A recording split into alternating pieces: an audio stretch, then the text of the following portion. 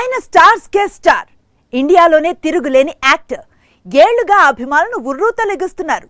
Pan India ట్రెండ్లో కూడా తన హవాను కొనసాగిస్తున్నారు. అలాంటి నటుడు ఇప్పుడు కొత్త సినిమాతో తిరిగి వస్తున్నాడు. మరోసారి అదే ఎగ్జైట్మెంట్, మరోసారి అదే జోష్, ఫ్యాన్స్ ఖుష్. ఇంతకీ ఎవరా స్టార్? ఎలా వస్తోందంత ఎనర్జీ? మెగాస్టార్ స్క్రీన్ పై కనిపించి అప్పుడే 2 ఏళ్లు గడిచిపోయింది. 2 ఏళ్ల క్రితం కూడా భోళా శంకర్ చేసి డిసప్పాయింట్ చేశారు. ఆ వెంటనే విశ్వంభర స్టార్ట్ చేసిన గ్రాఫిక్స్ నేపథ్యంలో సినిమా కావడంతో రిలీజ్ ఆలస్యం అవుతోంది. ఇప్పటికీ విడుదల తేదీ ఏంటి అంటే చిత్ర యూనిట్ చెప్పలేని పరిస్థితి. గ్రాఫిక్స్ వర్క్ కంప్లీట్ అయితేనే అప్పుడు రిలీజ్ డేట్ లాక్ చేద్దామనేది చిత్ర యూనిట్ ప్లానింగ్. కొన్ని రోజుల క్రితం విడుదలైన విశ్వంభర టీజర్ డిసప్పాయింట్ చేసింది. దాంతో చిత్ర యూనిట్ అప్పటికప్పుడు అప్రమత్తమైంది. మెగాస్టార్ మూవీని ఎలా అయితే ఆడియన్స్ చూడాలి అనుకుంటున్నారో సేమ్ టు సేమ్ అలాంటి ప్రమోషన్ ను ప్రారంభించింది చిత్ర యూనిట్. హనుమాన్ జయంతి కానుకగా విశ్వంభర నుంచి ఫస్ట్ సాంగ్ ను రిలీజ్ చేసింది. రాముడి కథ నేపథ్యంలో పాట, అందులో మెగాస్టార్ ను అందంగా అమర్చి విడుదల చేసింది. 70కి అడుగు దూరంలో ఉన్నారు చిరు. అయినా సరే స్క్రీన్ పై తిరుగులేని చరిష్మాతో వెలిగిపోతున్నారు. వింటేజ్ లుక్ తో ఫ్యాన్స్ మైండ్ బ్లాక్ చేస్తున్నారు. విశ్వంభర ఫస్ట్ సింగిల్లో చిరు లుక్, సాంగ్ లో ఎనర్జీ ప్రస్తుతం టాక్ ఆఫ్ ది టౌన్ గా మారింది. రిలీజ్ కోసం ఎగ్జైట్మెంట్ పెంచేసింది. బ్లాక్ బస్టర్ కాంబినేషన్ అంటే హీరో దర్శకుడి కాంబినేషన్ అవ్వాల్సిన పని లేదు. హీరో మ్యూజిక్ డైరెక్టర్ కాంబినేషన్ కూడా సూపర్ గా పేలుతుంది. పైగా ఒక బ్లాక్ బస్టర్ ఇచ్చారు. దాంతో ఆ హీరో మ్యూజిక్ డైరెక్టర్ కలిసి వస్తున్నారు అంటే ఆ అంచనాలు ఎలా ఉంటాయో ప్రత్యేకంగా చెప్పుకో అక్కర్లేదు. అసలే ధమాకా కాంబినేషన్, ఆ పైన ఇడియట్ సాంగ్ రీమిక్స్. ఇంతకంటే ఏం కావాలి అంటున్నారు మాస్ రాజా అభిమానులు. మిస్టర్ బచ్చన్ తర్వాత మాస్ జాతరతో ప్రేక్షకుల ముందుకు వస్తున్నాడు Raviteja.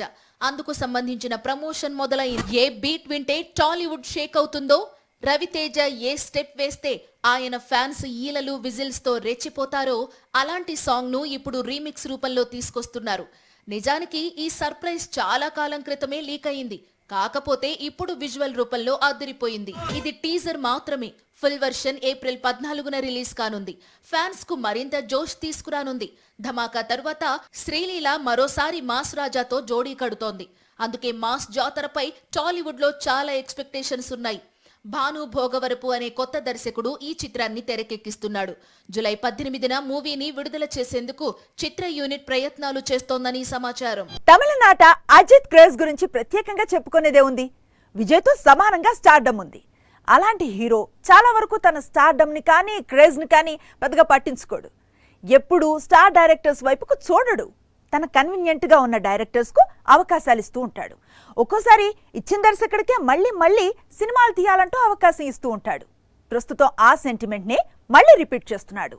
Good bad ugly director కి మళ్ళీ డేట్స్ ఇస్తున్నాడు. అజిత్ కొత్త చిత్రం గుడ్ బ్యాడ్ అగ్లీ ప్రస్తుతం కోలీవుడ్ బాక్స్ ఆఫీస్ ను షేక్ చేస్తోంది. 100 కోట్ల వైపు పరుగులు తీస్తోంది. అజిత్ కు వీరాభిమాని అయిన దర్శకుడు అదిక్ రవిచంద్రన్ తెరకెక్కించిన ఈ చిత్రం సూపర్ స్టార్ కు కంబ్యాక్ మూవీగా మారింది. ప్రస్తుతం అతని ఫ్యాన్స్ ను ఉరువు తొలగిస్తోంది. అజిత్ కు ఒక దర్శకుడు నచ్చితే అతనికి అదే పనిగా సినిమాలు ఇస్తూ ఉంటాడు. గతంలో శంకర్ శివకు వీరం, వేదాళం, వివేగం, విశ్వాసం లాంటి చిత్రాలు వరుసగా ఇచ్చాడు. తర్వాత వినోద్ అనే దర్శకుడికి వరుసగా 3 సినిమాలు తీసే అవకాశం ఇచ్చాడు. అతను నేర్కొండ పారవై, వలిమై, తనీవు చిత్రాలు తీశాడు. ఇప్పుడు గుడ్ బ్యాడ్ అగ్లీ డైరెక్టర్ కు సేమ్ సెంటిమెంట్ రిపీట్ చేయబోతున్నాడు అజిత్. పైగా తన ఫ్యాన్ కావడంతో అదిక్ కు మరో అవకాశం ఇవ్వాలనుకుంటున్నాడట. త్వరలోనే గుడ్ బ్యాడ్ అగ్లీ 2 అనౌన్స్మెంట్ వచ్చినా ఆశ్చర్యం లేదంటున్నాయి కోలీవుడ్ వర్గాలు. లాస్ట్ ఇయర్ టాలీవుడ్ కు 1200 కోట్ల చిత్రాన్ని అందించాడు. బాహుబలి 2 తర్వాత ప్రభాస్ కు మరో 1000 కోట్ల సినిమాను గిఫ్ట్ గా ఇచ్చాడు. అలాంటి దర్శకుడు ఇప్పుడేం చేస్తున్నాడు?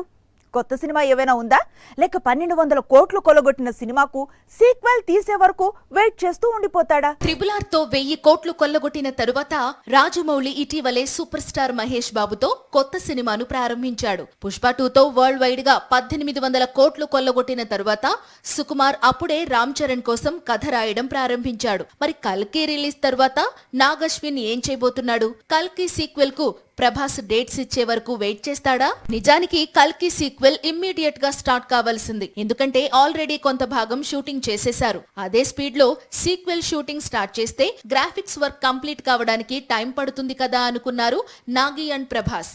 కానీ ఇప్పుడు రెబెల్ మూడ్ మారినట్లు సమాచారం. ముందు చేతిలో ఉన్న చిత్రాలు పూర్తి చేయాలనుకుంటున్నాడు. రాజాసాబ్, ఫౌజీ చిత్రాలు పూర్తి చేసి సందీప్ వంగాతో స్పిరిట్ స్టార్ట్ చేయాలి అనుకుంటున్నాడు. ఈ దశలో ఇయర్ ఎండ్ కు కల్కి 2 షూటింగ్ అయ్యే అవకాశాలు ఉన్నాయి. అది కూడా కన్ఫర్మ్ కాదు. అందుకే నాగి ప్లాన్ బి వైపు చూస్తున్నాడని టాక్. తన దగ్గర ఉన్న ఒక స్టోరీని ఇమ్మీడియట్ గా తెరకెక్కించాలనుకుంటున్నాడట. అందుకు బాలీవుడ్ హీరోయిన్ ఆలియాతో చర్చలు జరుపుతున్నాడట. త్వరలోనే వీరిద్దరి కాంబినేషన్ లో మూవీ అనౌన్స్మెంట్ రానుందని సమాచారం. 1000 కోట్లు అనగానే ఏ సినిమా వసూళ్ళు అంటూ ఎంక్వైరీలు మొదలు పెట్టకండి. ఎందుకంటే 1000 కోట్లు అనేది ఇప్పుడు పాన్ ఇండియా సినిమా బడ్జెట్లుగా మారిపోతున్నాయి. ఒకప్పుడు తెలుగు సినిమా బడ్జెట్ 50 కోట్లు దాటితే అమ్మో అనుకునేవాళ్ళం. కానీ ఇప్పుడు అదే తెలుగు సినిమా 1000 కోట్లతో సినిమాలు నిర్మించే స్థాయికి ఎదిగింది. వీలైతే అంతకు మించి తగ్గేదే లేదంటోంది. రాజమౌళి సినిమా తీస్తే మినిమం 1000 కోట్లు వస్తాయని బాహుబలి 2, RRR ప్రూవ్ చేశాయి. అందుకే మహేష్ బాబుతో తెరకెక్కిస్తోన్న చిత్రాన్ని దాదాపు 1000 కోట్లతో తెరకెక్కిస్తున్నాడు రాజమౌళి. ఇండియన్ సినిమా హిస్టరీలోనే ఈ స్థాయి బడ్జెట్ తో తెరకెక్కుతున్న మొదటి సినిమా ఇదే.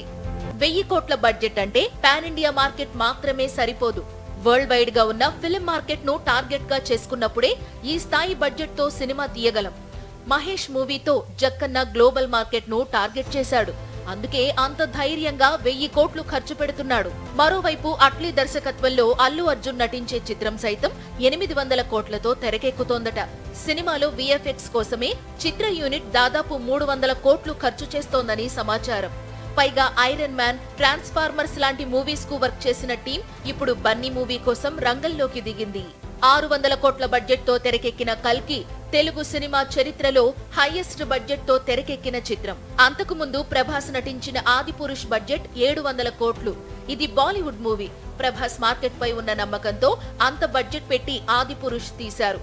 ప్రస్తుతం ప్రభాస్ నటిస్తోన్న ఏ చిత్రమైనా సరే మినిమం బడ్జెట్ 500 కోట్లు దాటుతోంది. రాజాసాబ్ 500 కోట్లు, స్పిరిట్ 400 కోట్లు, ఫౌజీ 400 కోట్లు, ఇలా రెబెల్ సినిమాల బడ్జెట్స్ కోట్లకు కోట్లు పరిగెడుతున్నాయి. ఎప్పుడైతే రణబీర్ యానిమల్ తో దాదాపు 1000 కోట్ల వసూళ్లను చూశాడో దాంతో నిర్మాతల్లో అతనిపై ధైర్యం పెరిగింది. అందుకే రామాయణం 2 భాగాలను 1000 కోట్లతో నిర్మిస్తున్నారు. ఇక హృతిక్ రోషన్ త్వరలో దర్శకుడిగా మారి తెరకెక్కిస్తున్న క్రిష్ 4 బడ్జెట్ దాదాపు 800 కోట్లు ఉంటుందని బాలీవుడ్ వర్గాలు చెప్పుకొస్తున్నాయి. హాలీవుడ్ రేంజ్ బడ్జెట్స్ తో ఇండియన్ మూవీస్ తెరకెక్కడం చిన్న విషయం కాదు. కానీ పాన్ ఇండియా మార్కెట్ ఓపెన్ అయిన తరువాత బాహుబలి 2, RRR, కల్కి, పుష్ప 2 లాంటి చిత్రాలు 1000 కోట్ల వసూళ్లను ఈజీగా దాటుతుండడంతో మన దర్శకులకు నమ్మకం పెరిగింది. 1000 కోట్లు పెట్టైనా సినిమాలు తీస్తే ఈజీగా బడ్జెట్ రికవరీ అవుతుందనే నమ్మకం పెరిగింది. అందుకే దర్శకుల మధ్య 1000 కోట్ల బడ్జెట్ వార్ మొదలైంది.